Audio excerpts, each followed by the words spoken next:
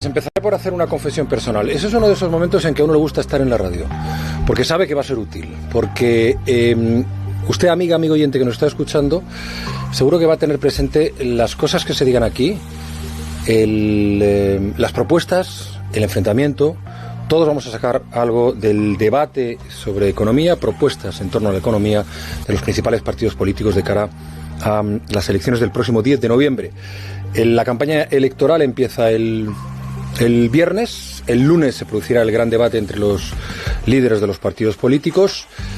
Este no es un debate menor, el de hoy aquí, en Onda Cero, porque se trata de propuestas en torno a los temas que están en el día a día de cada uno de nosotros, ¿no? Las pensiones, el salario, el empleo. Están con nosotros hoy en este estudio principal de Onda Cero Daniel Fuentes, responsable de Economía del Comité de Estrategia del Partido Socialista. Buenas noches. Buenas noches. Jaime de Olano, responsable de Asuntos Económicos del PP en la pasada legislatura y vicesecretario de Participación del partido. Señor de Olano, buenas noches. Muy buenas noches a todos. Marcos de Quinto, responsable del área económica de Ciudadanos. Señor de Quinto, buenas noches. Buenas noches. Nacho Álvarez, secretario de Economía de Unidos Podemos. Hola, Nacho. Buenas noches. Y Pablo Sáez, economista y candidato de Vox al Congreso por Valladolid. Bueno, buenas noches, gracias a todos por estar aquí.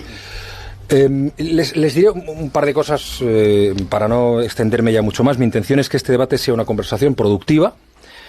Para eso se supone que intercambiamos opiniones. Vamos a tratar de tocar el mayor número de asuntos posible, lo cual va a depender en primer lugar y sobre todo de la habilidad del moderador y luego también de la capacidad de ustedes para sintetizar. No espero que sea un debate ordenado en el sentido de que vayamos hablando por turnos. Es más, sin el calor, sin la temperatura, sin la discusión, no hay intercambio de opiniones, creo yo, que resulte útil, pero seguro que podemos hacerlo en tiempo y forma, o sea, respetando y sin pisarnos. También aquí estará la mano del moderador. Con todo esto, lo que le digo también a todos es que ni hay sorteo de comienzo de turno, ni final de turno, ni minuto de oro, aunque sí trataré de llevar un cierto orden y cálculo en los tiempos en que habla cada cual para evitar desequilibrios. Me acompaña también Ignacio Rodríguez Burgos, aquí a mi vera, como muchas noches en el programa, en esta brújula de la economía, que es el jefe del área de información económica de los informativos de Onda Cero. Hola, Ignacio. Hola, ¿qué tal? Que será quien me apoye porque seguro que un servidor se pierde en algún momento del debate, pero ahí estará él para sacar para ir al quite. Entonces, antes que nada quiero, no sé si un poco a modo de poner los temas sobre la mesa, en todo caso, como la reflexión que hacemos siempre a estas horas en la brújula de la economía, esa mirada cítrica, que yo creo que hoy especialmente nos va a servir para empezar, para arrancar. Así que, Ignacio, tu mirada esta noche, querido. Pues miran, nadie duda de los ciclos económicos, ningún economista los niega, estamos rodeados de ellos ahora mismo. Los políticos los describen y reconocen en relación a su cercanía o lejanía del poder. Para los gobiernos, la actual es una desaceleración moderada, apenas un bache. Para algunos políticos de la oposición puede convertirse en un agujero negro. Estas elecciones llegan con la desaceleración económica cogiendo velocidad. El gobierno recorta previsiones de crecimiento al 2,1 y repite que crecemos más que la media europea. Pero esa Europa que crece menos que nosotros sufre la mitad de paro. España cuenta con casi 19.900.000 ocupados, la mayor cifra de su historia, pero es incapaz a la vez de bajar de los 3 millones de desempleados. Hemos tardado más de 10 años en reducir la tasa de paro por debajo del 14%. La crisis quedó atrás, pero dejó enormes heridas y una gigantesca deuda pública del 98%. Hacienda y Economía insisten en que vamos a cumplir con nuestros objetivos de déficit, pero la Comisión Europea reclama más esfuerzos.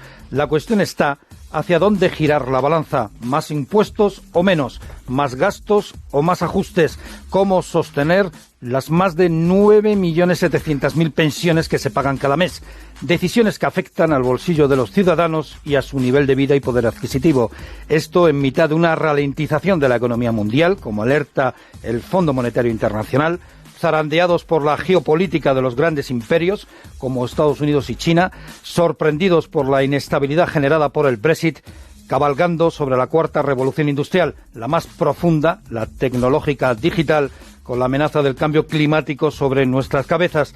De ahí la importancia también de saber hoy cómo vamos a enfrentarnos a estos retos, cómo se va a hacer la transición energética y cómo vamos a prepararnos para una digitalización y robotización imparables. Bueno, empezamos. ¿Desaceleración o crisis? Y le pregunto al responsable del partido que está en el gobierno, aunque sea en funciones, Daniel Fuentes. ¿Desaceleración o crisis? 2,1 de crecimiento este año. Muy bien. Yo creo que el discurso o el diagnóstico que yo creo que era comúnmente compartido hasta hace unos meses no es exactamente el mismo día. Hasta hace unos meses lo que hablábamos es de incremento de la incertidumbre.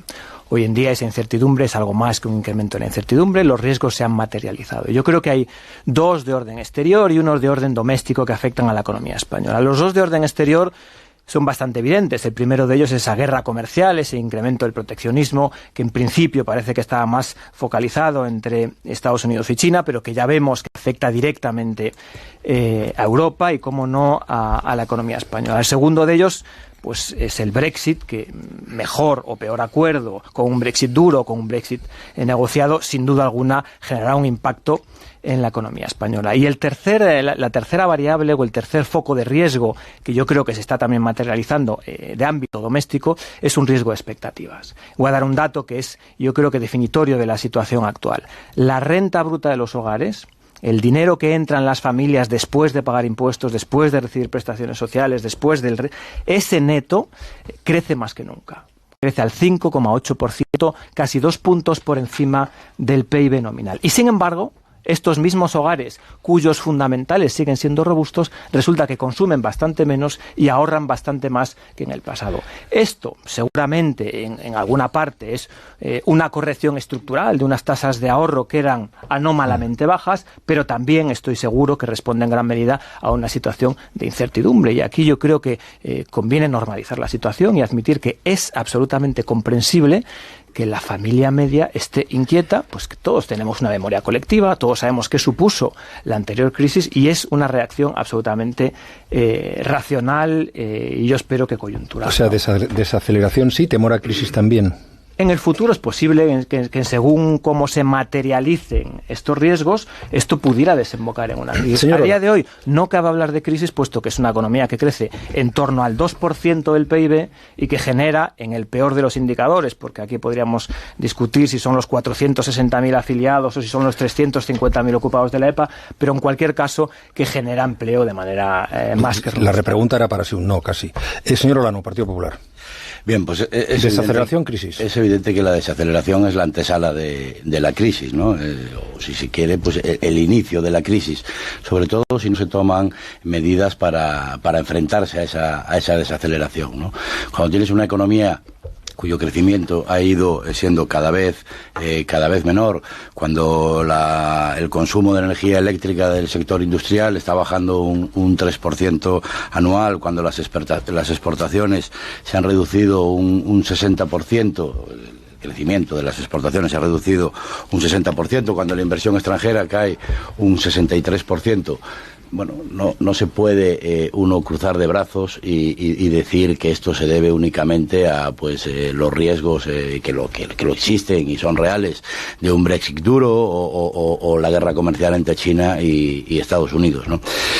Lo que hay que hacer es tomar medidas para enfrentarse a esta situación y revitalizar otra vez nuestra economía y nuestro mercado laboral. Cuando los datos de empleo de la última EPA nos dicen que creamos un 60% menos de empleo que en la última EPA del año pasado, la equivalente del año pasado, o que desestacionalizadamente, se está creando paro, está aumentando el paro, tanto en el segundo como en el tercer trimestre de este año, pues es para estar francamente preocupado. Ahora vamos al empleo. Y todavía más, si me permites un segundo, termino ya, todavía más cuando escuchas a un presidente del gobierno que ya habla de repartir los daños de la crisis, no de revertir la situación para evitar que esa crisis llegue, sino que da la sensación de que ahora mismo y durante el último año ha estado de brazos cruzados este gobierno y en este momento pues ya ha bajado los brazos, ¿no? Y lo único que busca es repartir esos efectos negativos de la crisis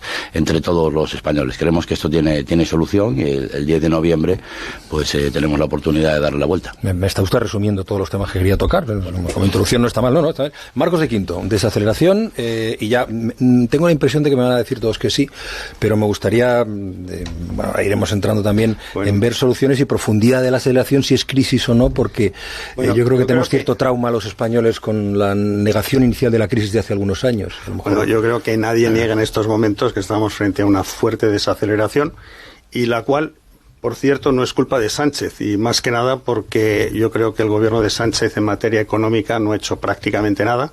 Sigue viviendo con los presupuestos prorrogados de Cristóbal Montoro y bueno, lo único que ha hecho en materia económica han sido estos viernes electorales que han producido pues un poco más de gasto. Y digo que no ha hecho nada el gobierno socialista, por suerte para los españoles, dado que el riesgo es que el gobierno, como estamos viendo al representante del PSOE, trata de sacar pecho y de minimizar esta crisis, que eso es un riesgo, y también lo que es un riesgo es que el gobierno no dio un giro radical en su política económica, que es una política económica que creo que se le escribió Podemos, o le escribieron conjuntamente con Podemos, en esos 370 puntos que preocupantemente aumentaban el gasto público. Y yo quiero recordar que las diferencias entre el PSOE y Podemos no eran programáticas, sino eran más bien mobiliarias. Más bien se referían a sillones.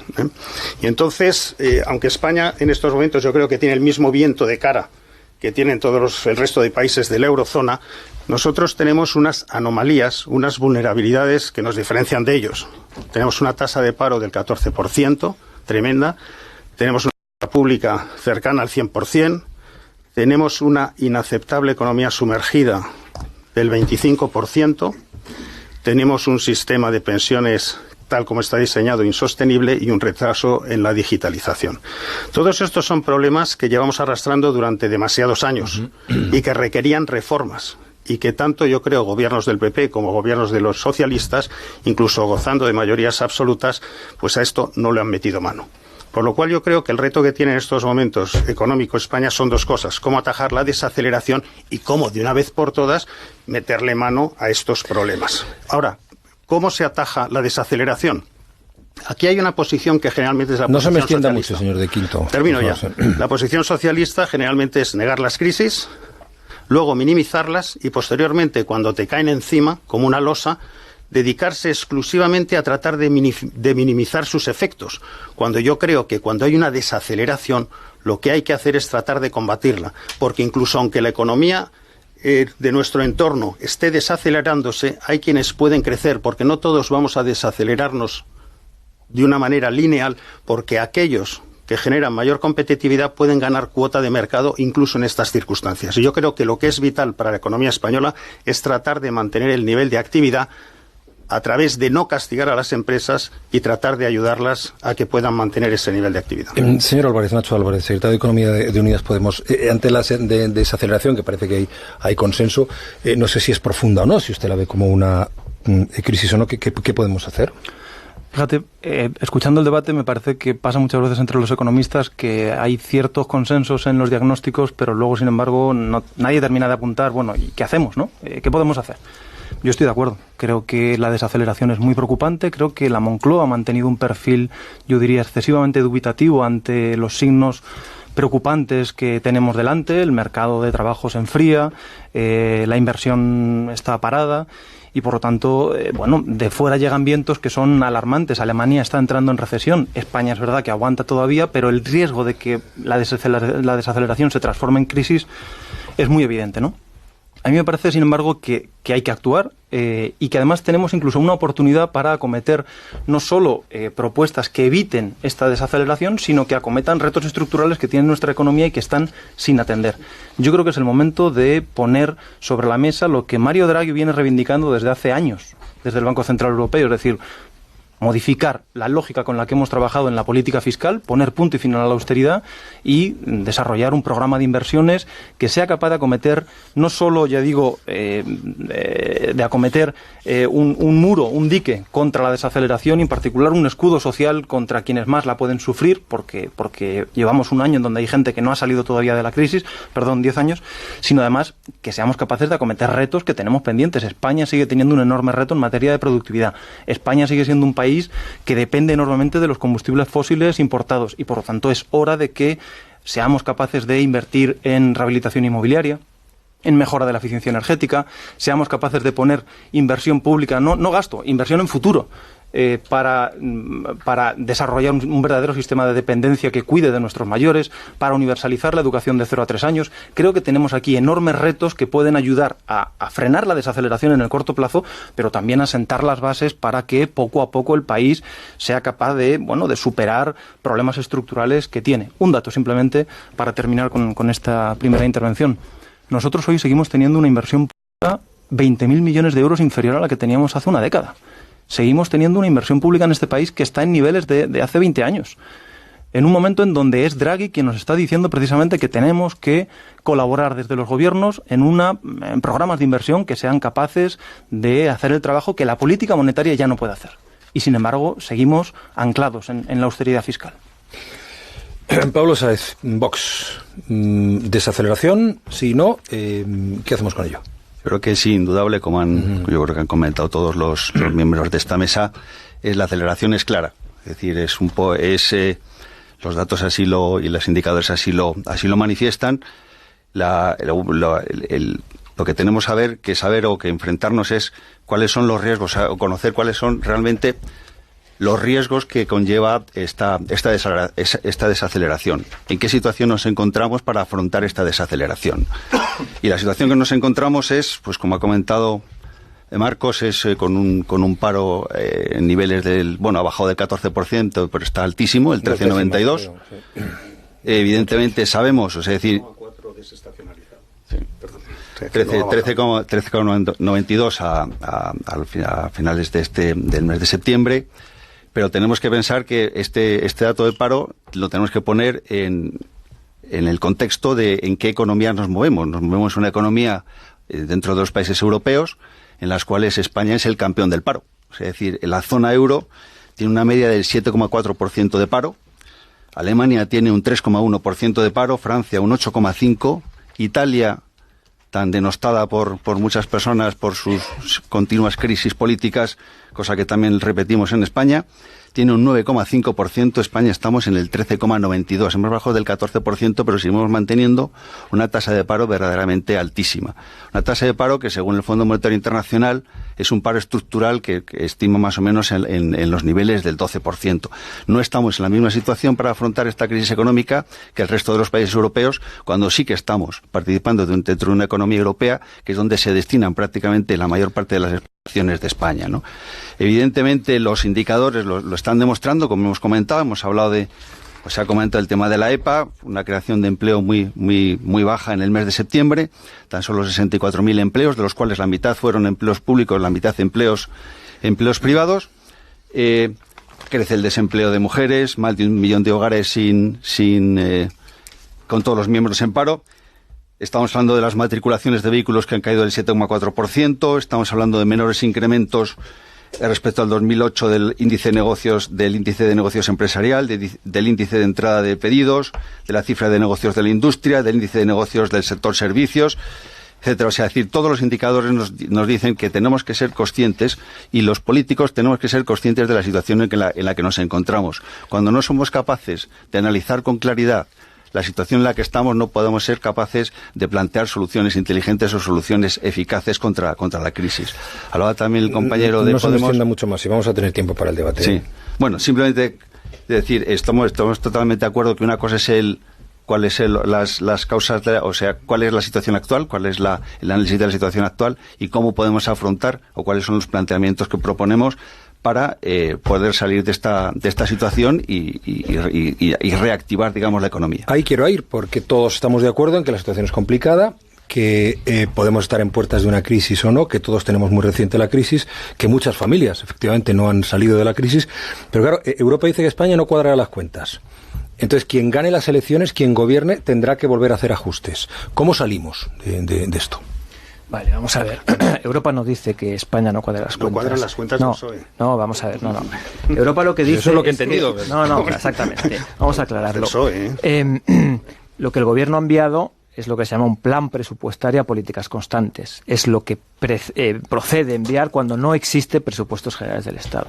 A políticas constantes significa, si no hacemos nada, de manera inercial, de manera absolutamente técnica, nos vamos a estos resultados. O sea, estos resultados siguen siendo estos resultados, es sin medidas, no con los presupuestos de Montoro, sin medidas. O sea, si los 370 puntos vuestros con Podemos. Exactamente. Claro. Si no hay claro, porque no tienen valor jurídico. El día que estén en anteproyecto de ley de presupuestos generales del Estado, entonces se podrán enviar a Bruselas, que hará su evaluación y dirá, con estos números, y me puedo remitir, con este paquete fiscal de 5.600 millones que se quiso pasar en la primavera pasada y cómo la derecha y los independentistas catalanes se pusieron de acuerdo, no fue posible, entonces procedería a evaluar las cuentas públicas. A día de hoy, Bruselas no dice que no cuadren, lo que dice es que en ausencia de presupuestos la reducción del déficit es menor de la que debería ser.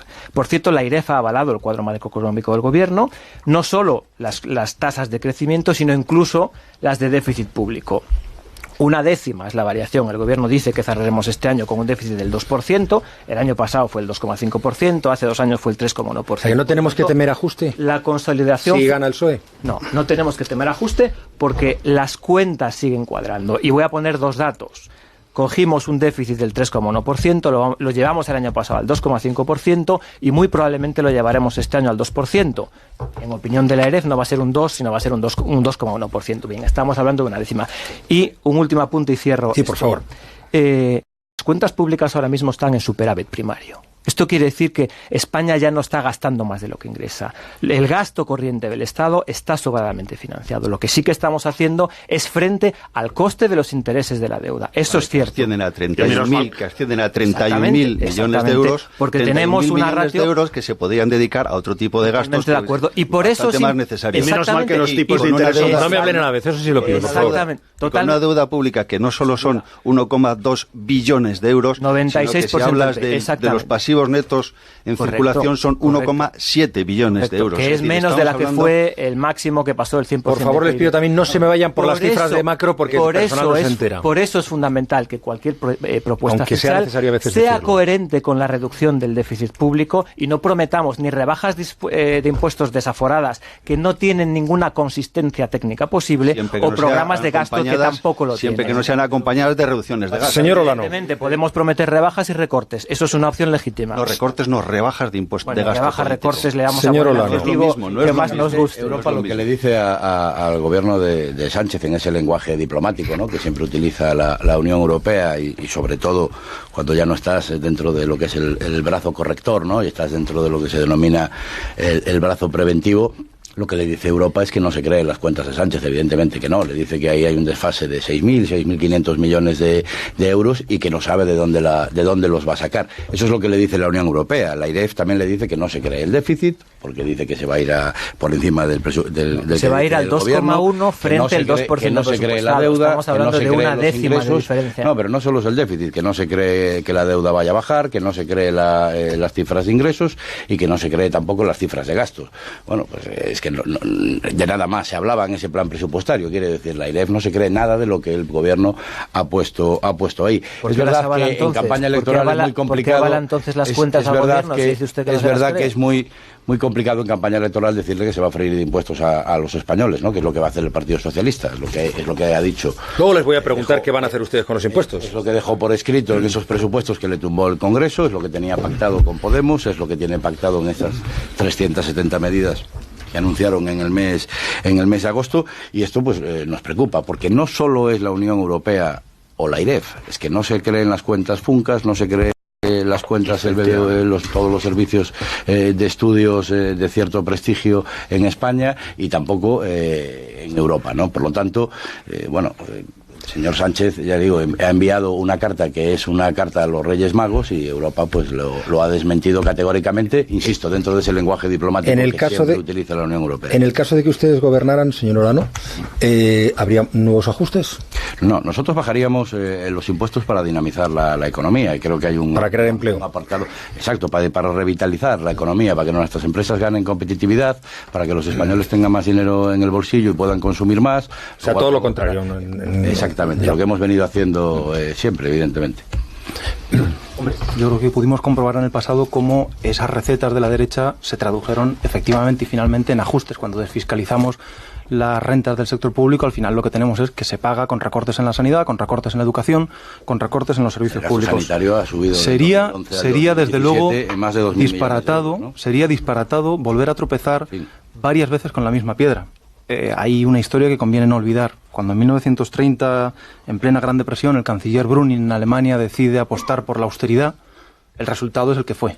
Una enorme depresión en la Alemania de aquel periodo. Nosotros ya conocíamos la historia económica cuando en 2010, 2011 y 2012 la repetimos y los resultados fueron desastrosos. Los resultados fueron prolongar una crisis con un enorme coste social para millones de familias en este país.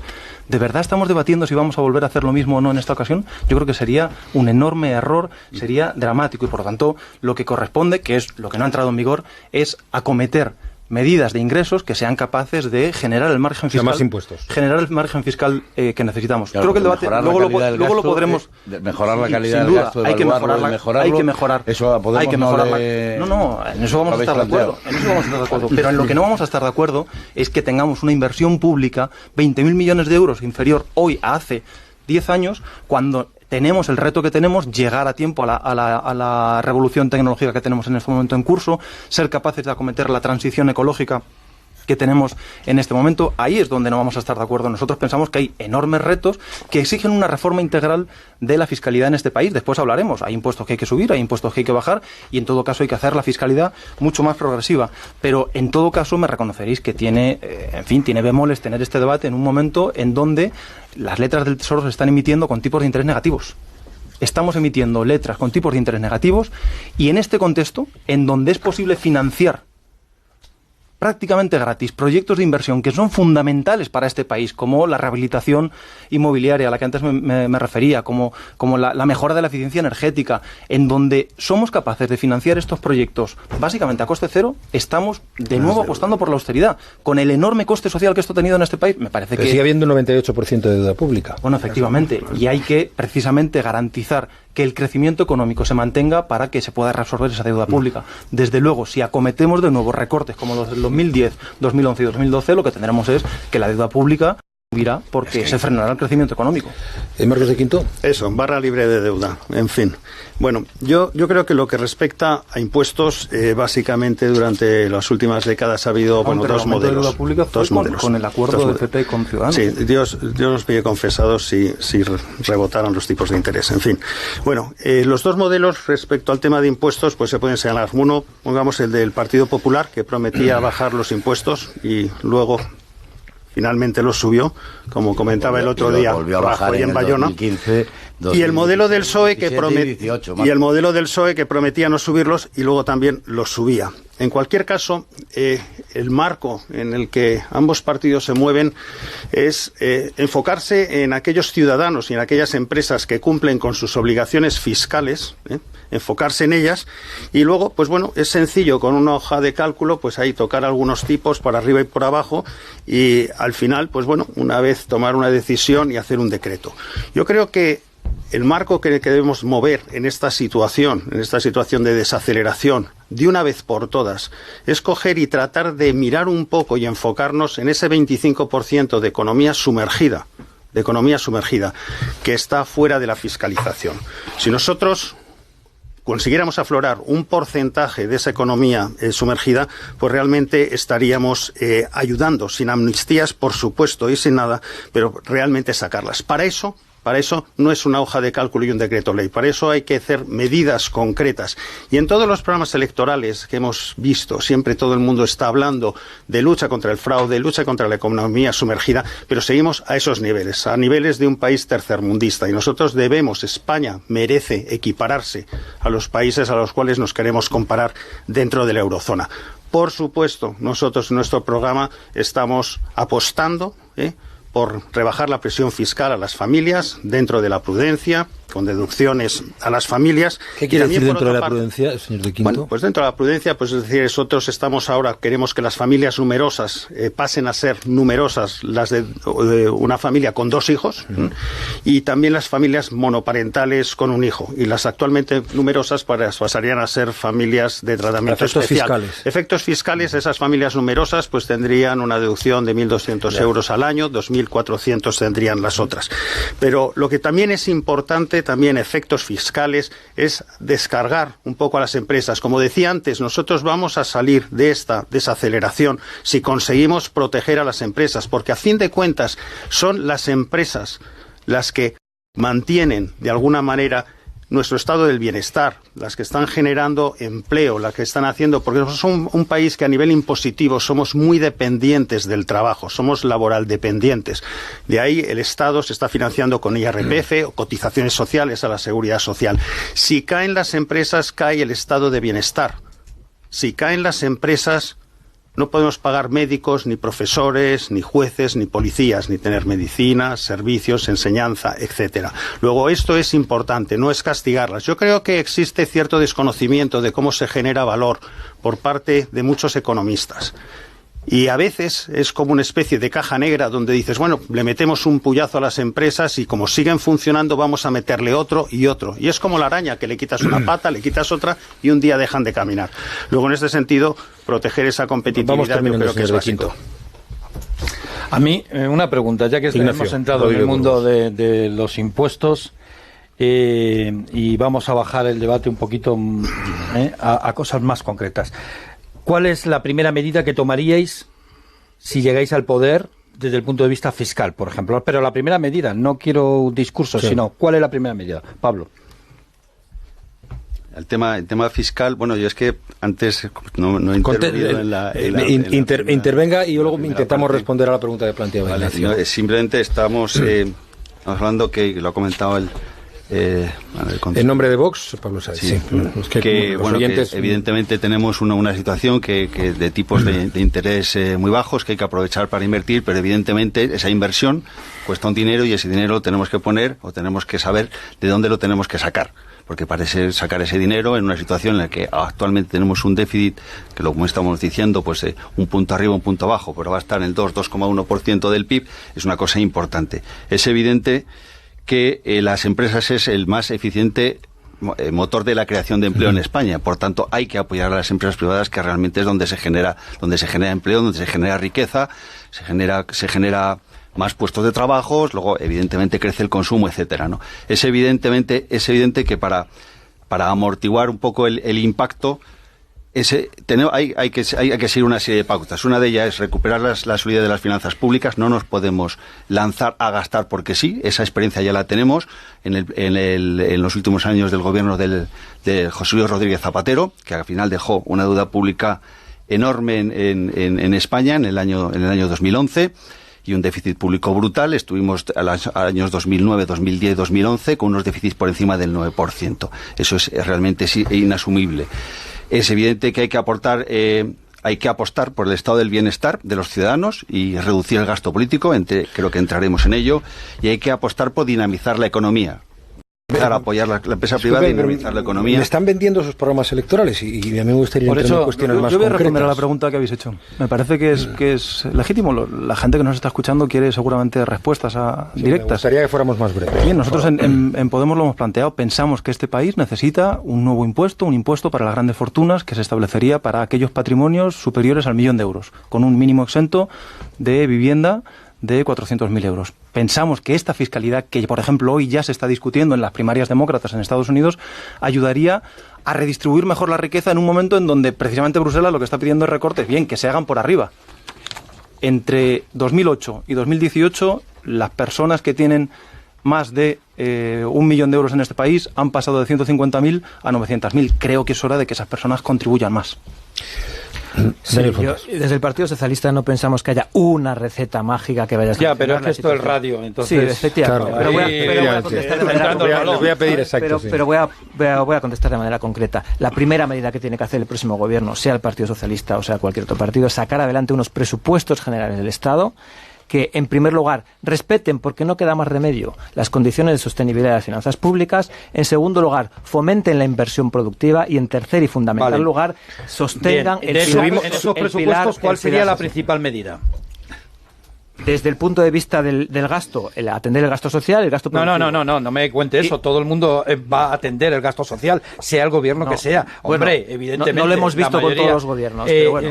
La pregunta que le hago es muy concreta. ¿Qué impuesto? De todas las medidas que usted tiene en su programa electoral, ¿cuál sería la primera que tomaría al llegar al poder? Es que es demagogia plantear la pregunta de cuál es la primera. No existe una primera, existe un paquete de medidas que se llama Presupuestos Generales del Estado y que tiene que ser consistente, tiene que ser coherente. Daniel, y además, de manera concreta, a diferencia de otros partidos, me remito a los últimos presupuestos generales del Estado. Esa es nuestra base de actuación.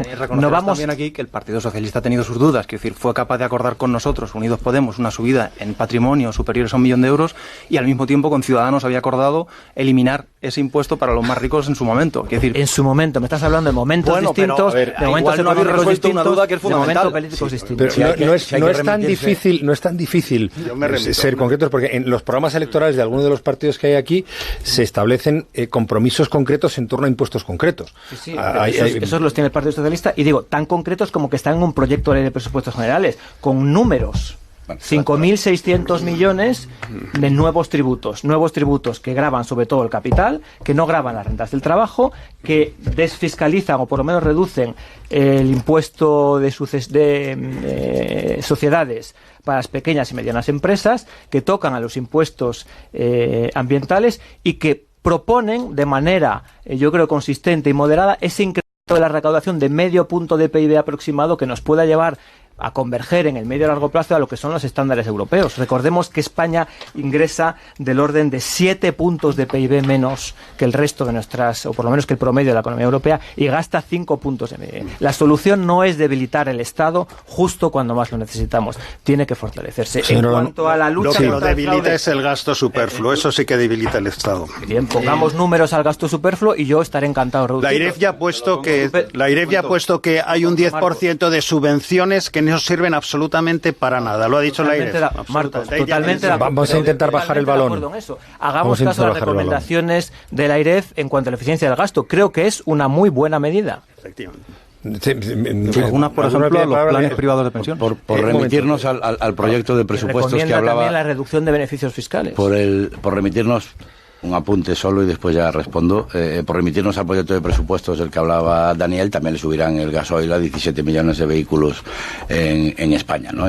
Y desde luego no creo que todos sean ricos. Excepto para el gasoil profesional. Eso es lo que está en ese proyecto de presupuestos 13 millones de vehículos. Y después también por contestarle a Nacho, que no había tenido ocasión, no se trata de van a reducir ustedes el gasto público. El gasto público puede subir siempre y cuando no suba por encima del crecimiento económico. Es la manera de ir reduciendo el déficit. Porque lo que no se puede hacer es lo que el Partido Socialista ha enviado a Bruselas o lo que teníais en el proyecto de presupuestos que habíais pactado entre vosotros dos. Es decir, el gasto público crece más que los ingresos. Por lo tanto, incrementamos el déficit, incrementamos la deuda. Estamos en macroeconomía, se me van otra vez. En el momento en que haya la más mínima variación al alza de los tipos de interés, volvemos a estar temblando como ocurrió en el año 2012, ¿no? O si quieren, en el 2008, porque esto cada vez se parece más, ¿no? Negar las realidades y no adoptar ninguna medida para superar una crisis que ya está llegando, ¿no? La primera medida del Partido Popular es aprobar ese paquete de... Saludo ahora a los oyentes de Cataluña que se incorporan a la sintonía del programa, que lleva una hora de debate, bueno, algo menos, 48 minutos de debate sobre economía. Y ahora en este tiempo de publicidad, antes de la incorporación también de los oyentes de Cataluña, uno ha hecho como los entrenadores, ¿no? Hemos ido a vestuario, a micrófono cerrado y dicho, hay que bajar el balón, hay que ir a cuestiones, bajar un poquito de lo macro, ir a cuestiones que todos podamos sentir como más cercanas. Hay oyentes que nos preguntan qué va a pasar con los 22.000 comercios, pequeños comercios que se han cerrado este año. Hay personas que preguntan, bueno, ¿cómo vamos a bajar? Nos lo pregunta también algún oyente, el 14% de empleo, o 13,92 si no me equivoco ahora de memoria.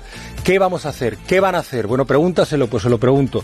Empiezo por Nacho Álvarez, secretario de Economía de Unidas Podemos.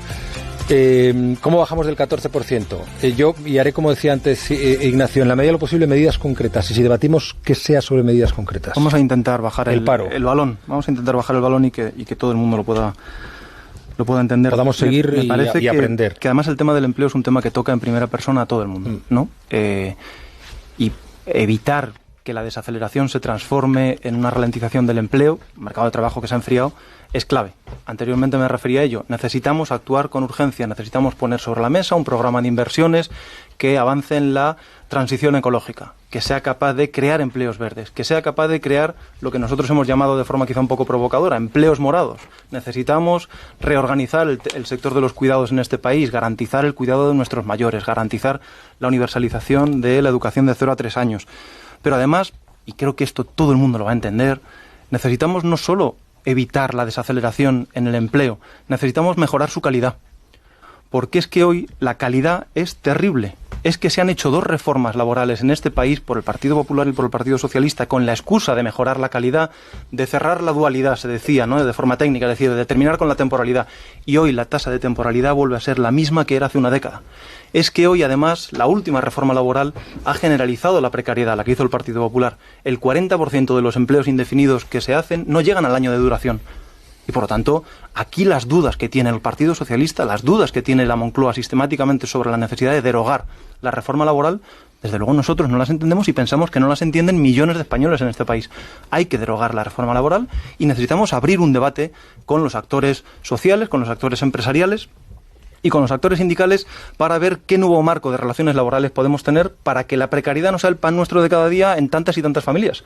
Porque hoy tener un trabajo ya no es un pasaporte de ciudadanía. Es que el 15% de las personas que en este país tienen un empleo no llegan a fin de mes. Son trabajadores pobres, según Eurostat. Y por lo tanto, bueno, tenemos que tomar medidas, un plan de inversión para... ¿Qué medidas? Lo he dicho, creo que es importante ese plan de inversión en materia, en particular, de transición ecológica, en materia, en particular... Empleos verdes. De mejora de la movilidad eléctrica. Nosotros, fíjate, un dato, ¿no? Se dice que España tiene una tasa del 14% y es verdad, pero las tasas de paro que tenemos en el sur de España y en el norte de España son muy distintas, con la misma regulación laboral. En muchas ocasiones... Gobierno progresista en el sur. Muy distintas, Marco. Vosotros sistemáticamente decís que necesitamos flexibilizar aún más el mercado laboral, erosionar aún más los derechos laborales para crear empleo, pero la realidad es que con la misma regulación laboral tenemos tasas de paro muy distintas. Sí, gobernado Lo que por el PSOE en el es sur, una sí. política industrial que sea capaz de garantizar que, por ejemplo, todo el desarrollo de la movilidad eléctrica que va a tener lugar en este país en los próximos años dé lugar a que los coches que circulen por este país de emisiones cero se hagan aquí. Es que no podemos, el sector automotriz es el 10% del PIB, no podemos permitir que la transición ecológica que necesitamos y la movilidad eléctrica a la que tenemos que avanzar suponga que los coches que circulan por aquí, por este país, en el 2040 vienen de fuera. Es que tenemos que garantizar que las baterías se hacen en este país, que la movilidad eléctrica se desarrolla con la industria de este país, y esto exige un polo de política industrial. Pero lo vamos a perder eso por las políticas actuales del PSOE. Yo estoy en contacto con ANFA. Quizá lo vamos a perder por no hacer nada. Quizá lo vamos a perder por no hacer nada. Y ojo, que está muy preocupada la industria automovilística con la inoperancia en estos momentos del gobierno. Quería terminar bien. ¿El Partido Socialista? Sí, un poco por alusiones, ¿no? El Partido Socialista no tiene ninguna duda con respecto al mercado laboral. Y créeme, Nacho, que compartimos medidas para crear empleo. Esa preocupación de la que nos estás hablando. Quien no sé si la comparte son las ministras que están en el gobierno. En cuanto a reforma del mercado laboral, es claro y es evidente que la última reforma del mercado laboral no ha resuelto los problemas más acuciantes del mercado laboral. La precariedad sigue ahí, incluso se ha... ¿Habrá que derogarla entonces? Habrá que revertir los aspectos más lesivos de esa reforma laboral. Habrá que ver qué ocurre con la subcontratación, que lo que ha hecho es precarizar todavía más a los trabajadores. Pero Daniel, ¿qué significa mantener la flexibilidad, como ha dicho Pedro Sánchez? Porque hay que garantizar flexibilidad a las empresas, pero por ahora la flexibilidad la garantizamos vía salarios. El problema de Sánchez es que una cosa aquí y otra distinta en Nueva York, ¿no? Con lo cual el discurso es no sabemos si en el medio del Atlántico cambia de opinión. El discurso es, si me permitís... El empleo, señor Olano, no el señor Sánchez. El discurso del empleo, de la reforma laboral. Permitís termino. Una cosa en Nueva York, si me permitís termino. Daniel Fuentes, que termine el señor Fuentes. El discurso es absolutamente coherente. Lo que no se puede es revertir leyes por revertir y saltar al vacío. Habrá que retocar los aspectos que son claramente más lesivos, la modificación unilateral de las condiciones de contrato, el número de contratos para que el contrato por defecto sea el indefinido y solo en aquellos casos justificados sean contratos temporales. Habrá que equilibrar la negociación colectiva entre trabajadores y empresarios, habrá que atajar el problema de los falsos autónomos, habrá que atajar los problemas de los horarios y conciliación laboral. Y para todo eso, la última reforma del mercado laboral se queda pequeña. Es ineficiente, no ha resuelto los problemas básicos del mercado laboral. Básicamente ha precarizado todavía más el empleo. Por lo tanto, corrijamos esa reforma, aquello que no ha funcionado, y planteémonos a través de un nuevo estatuto de los trabajadores cuál es el futuro que queremos para nuestro mercado laboral. Hay profesiones que ni concebíamos hace 10 años, hay realidades empresariales que no éramos ni capaces de imaginar, y estoy pensando, por ejemplo, en el empleo de las plataformas digitales, para el cual nuestro ordenamiento jurídico no está preparado. Eso no lo vamos a solucionar revertiendo leyes por revertir. Habrá que revertir lo más lesivo y construir. No se trata de revertir, se trata de construir, efectivamente. Por explicar mi interrupción de antes a Daniel. Señor Olano, Partido Popular. Sí, es que Pedro Sánchez a los inversores internacionales en Nueva York les dice que no va a tocar la reforma laboral. Claro. Y cuando vuelve aquí a España dice exactamente lo que acaba de decir Daniel, ¿no? Que reformará aquellos aspectos más lesivos de la reforma laboral. Bueno, pues es Pedro Sánchez, ¿no? Y ya estamos acostumbrados. ¿Está usted en esa reunión para firmar lo que está firmando? ¿Ustedes qué van a hacer desde el Partido Popular si vuelven a gobernar? Una cosa y la contraria. ¿Puedo decir el nombre Daniel no estaba en esa reunión. No me hablen todos a la vez. Por favor, señor Olano, ¿qué van a hacer ustedes para bajar el 14%? Nacho apuntaba que la flexibilidad laboral no es la solución. Pues vayamos a los datos. Con el mercado laboral más rígido de la OCDE, que era el que teníamos nosotros en un Estatuto de los Trabajadores, no es verdad, de los años 80, se destruyeron 3,5 millones de empleos cuando llegó la crisis del año 2008. 3,5 millones de empleos. Bien, flexibilizando el mercado laboral hemos conseguido crear 2,7 millones nuevos de empleos. Y no es verdad que sea empleo más precario, porque hombre, los datos, Jaime, los datos no es verdad, no hay más que ver la tasa de temporalidad, que por cierto, cuando el último año de gobierno del Partido Popular estaba creciendo al 20% y ahora, sin embargo, está decreciendo. Y buena suerte convenciendo a los españoles de que no hay precariedad en el mercado. Vamos muy bien, no empiecen otra vez con el y tú más, por favor, vamos muy bien con las explicaciones. Laboral del año 2007, del año 2008 y del año 2009 y del año 2010. Pero era esa rigidez la que impidió a las empresas adaptarse a ese mercado cambiante, a esa nueva situación. ¿Y cómo lo solucionaban? Despidiendo. Y es Miremos al futuro. Y es verdad que despidieron en primer lugar a los temporales, porque es mucho más barato. Ya, señor, lo que necesitan esa referencia al pasado para acabar con tanto pero vayamos al futuro, por favor, o al presente inmediato. Con la dispersión de contratos que hay. Hay que adaptarse a las nuevas tecnologías, a la digitalización de la economía. Hay que apoyar más a los emprendedores. Hay que hacer una fiscalidad atractiva, por ejemplo, para las startups. Hay que insistir en las tarifas planas para esos 3 primeros años en que los autónomos, 2-3 años en que los autónomos les cuesta tanto arrancar su negocio. Pero insisto, hay que dotar de flexibilidad y que sean las empresas y los trabajadores los que se pongan de acuerdo en cuáles son las medidas necesarias para que poder adaptarse a un entorno tan cambiante. Competimos en un mundo global. El que no quiera ver eso está perdido. Y si no le damos a las empresas los instrumentos necesarios para esa adaptación, al final la única solución que tienen es el despido, que es lo que ocurrió precisamente en el año 2008 y que nos llevó pues eso a destruir 3,5 millones de empleos. Marcos de Quinto, Ciudadanos. Sí. Bueno, la conversación que hemos estado escuchando ahora entre representantes del PP y del PSOE pues es como una lucha entre dos campeones, uno el campeón del paro y otro el campeón de la precariedad. Y lo que parece, desgraciadamente, es que en nuestro país han ganado ambos, porque en estos momentos tenemos un paro bastante elevado y también un empleo bastante precario. Por desgracia, además, los datos del último trimestre ha dado que el incremento de ocupados es de 69.400, comparándolo con 183.900 del pasado año y con los 235.900 del anterior, pero es que además de estos solo 69.400, la mitad son empleos públicos. Entonces lo que hay que hacer es no engañar a la gente. Si queremos en estos momentos crear empleo, ya sea verde, morado o medio pensionista, lo que hay que hacer es que las empresas existentes hay que ayudarlas a que crezcan y hay que ayudar a que se instauren nuevas empresas, sean del color que sea. ¿Y cómo se atrae, cómo se crean nuevas empresas? Si se atrae inversión. Y se atrae inversión con reformas. Yo no sé, yo en mi vida a lo mejor no soy político, pero sí soy empresario y he estado con muchos inversores y sé lo que hace un inversor venir aquí y poner dinero y generar empleo. Estabilidad política y social. Seguridad jurídica y agilidad jurídica, predictibilidad legislativa, ausencia de fraude y corrupción, simplicidad administrativa y unidad de mercado, fuerza laboral formada y marco laboral flexible, fiscalidad atractiva, buenas infraestructuras, una energía competitiva y conectividad. Y todo esto se hace con reformas, que no son solamente de economía, son reformas y un pacto nacional que deberíamos de hacer entre los partidos políticos y todo. Lo que no ayude a esto, a mejorar la competitividad, ya nos podemos inventar lo que queramos. ¿Qué marco laboral queremos? No es el que queremos, es cuál necesita el país para en estos momentos sacar a la gente del desempleo.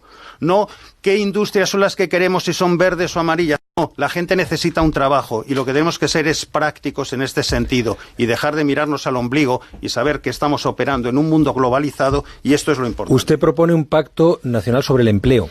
Estamos proponiendo un pacto sobre muchas de estas cosas, porque si queremos estabilidad política, por ejemplo, estamos proponiendo un pacto también para la reforma electoral, porque uno de los grandes condicionantes de la inestabilidad política son los nacionalismos periféricos que tenemos, pero también un marco por la formación, porque gran parte del problema que tenemos es que tenemos una fuerza laboral que podemos mucho mejorar su formación y su empleabilidad. Entonces hay un montón de acuerdos de Estado que yo creo que se deberían de hacer y están recogidos en las 10 propuestas que ha hecho Albert Rivera. Todo menos favorecer la gobernabilidad del Estado, como hemos visto todos estos meses. Pero lo que no favorece la gobernabilidad del Estado es asociarse con los bilduetarras en Navarra. Eso es lo que no la favorece. Lo que no es hablar de una idea de España distinta. El ADN es el de Ciudadanos. Pablo Sáez, candidato de Vox. He hablado de Navarra, no de Cataluña, pero también estoy encantado de poderlo hablar. A ver, la mejor política social, indudablemente, es la creación de empleo.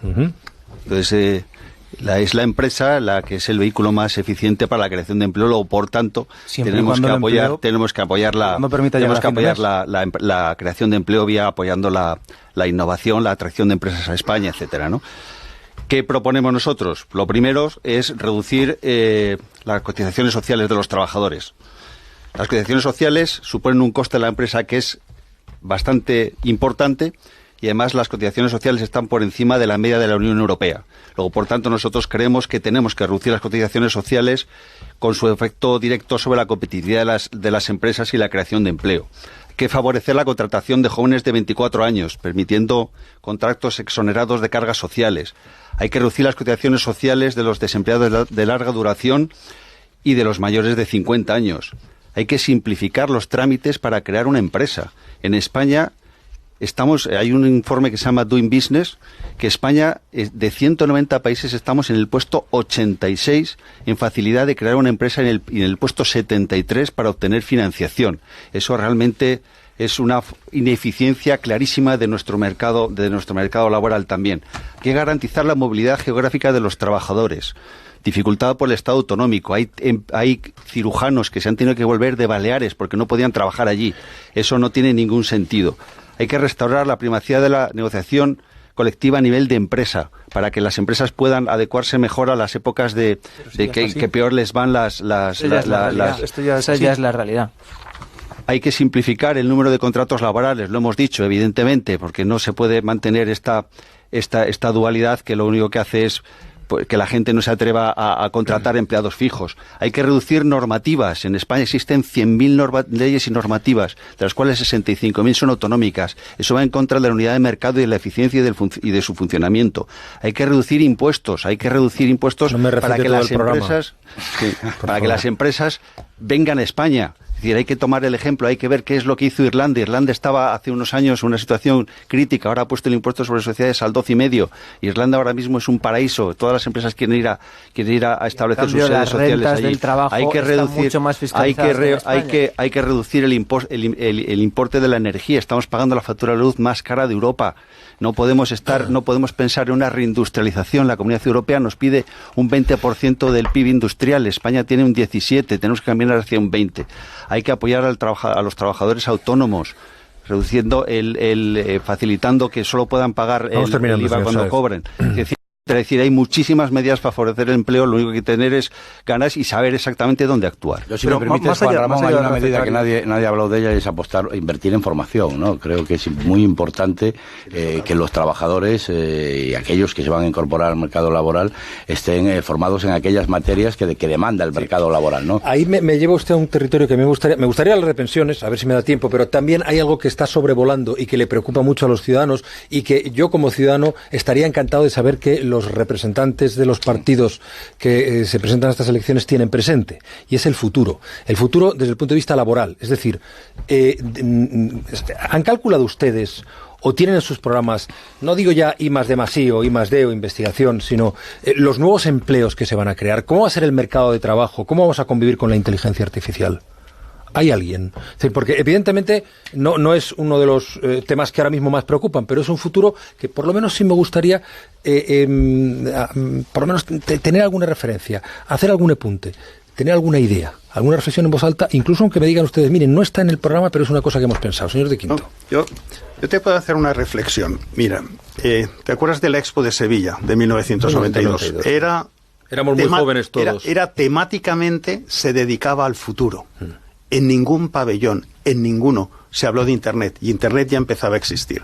Es decir, la imposibilidad de predecir qué pasará sería como muy aventurado por nuestra parte poderlo decir. Lo que sí es un hecho, porque esto no es un problema ya de España, sino yo diría incluso europeo, lo que sí es un hecho es que, por el momento, Estados Unidos inventa, China copia y actualmente incluso mejora, y lo único que hacemos en Europa es legislar.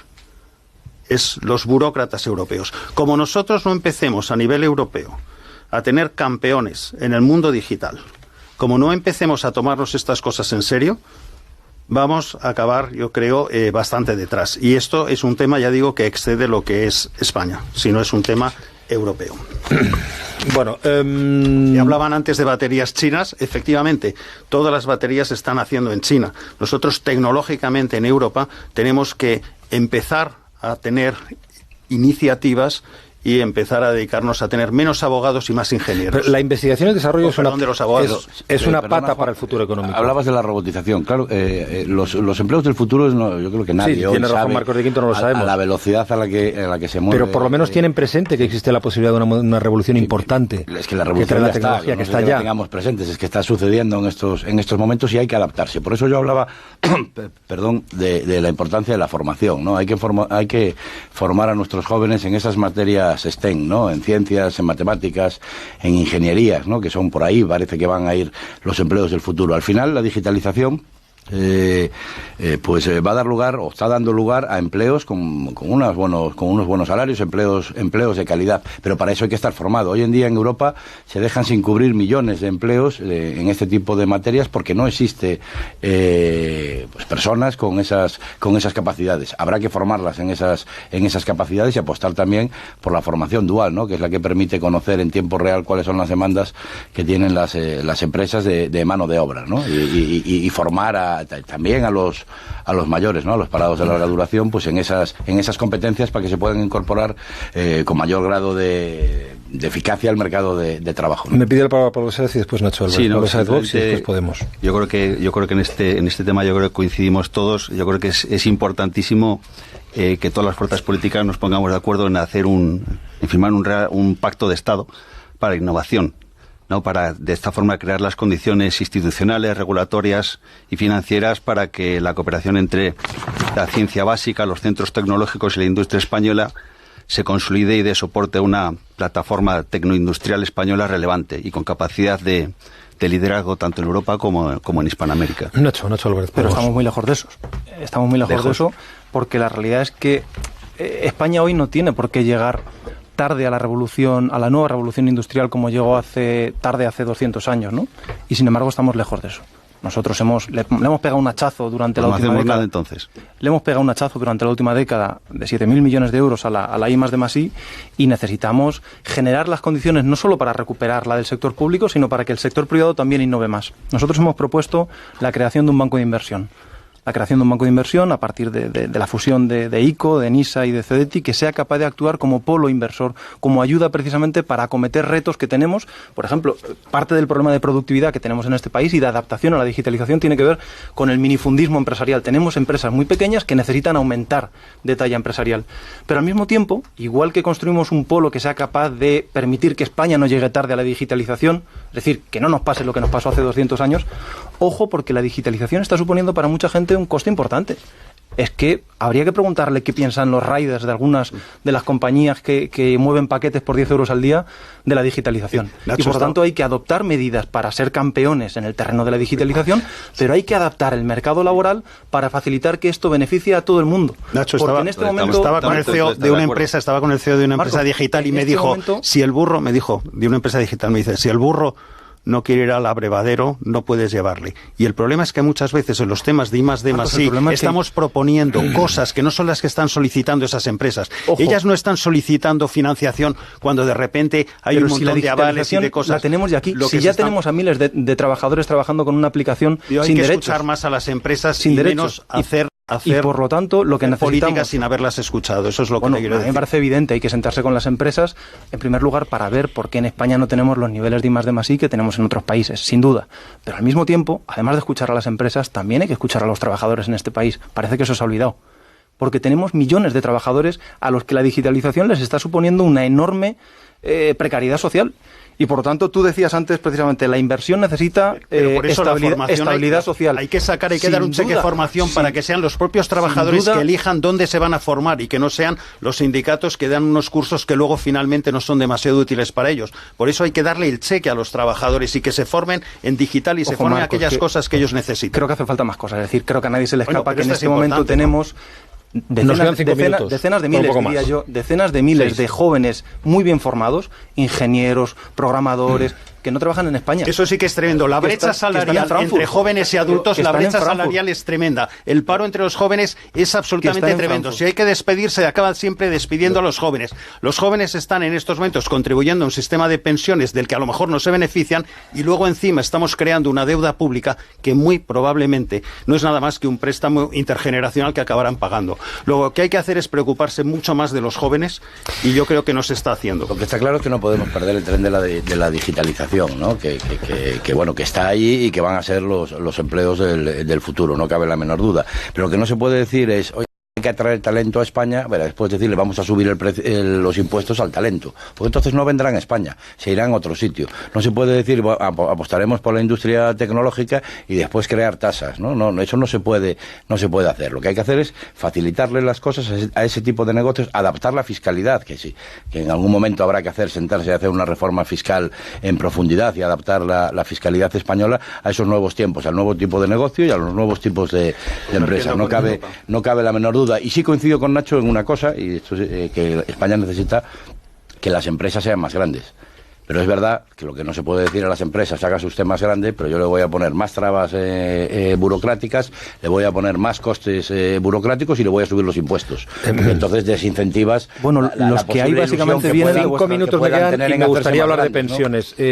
Daniel Fuentes, que las empresas grandes son las que mejor empleo crean, las que más se invierten en I+D+I y las que mayor estabilidad tienen en el empleo y además mejoran mucho las cuentas públicas. Y yo me pregunto, ¿quién ha gobernado este país en los últimos 20 años? Las que más exportan. Nacho, Jaime, Daniel Fuentes, rápido, por favor, y a ver si hablamos de pensiones un minuto. Exactamente. Bueno, por aludir a compromisos concretos del Partido Socialista en el ámbito de la innovación y tecnología, hay un compromiso explícito de destinar un 2% de los presupuestos generales del Estado a la I+D+I. Hay una ley de startups que no ha podido sacarse adelante en la anterior legislatura, pero que está preparada. Ha habido un real... No se ha presentado, exactamente. No se ha presentado. No salía adelante, es que no lo habíais presentado.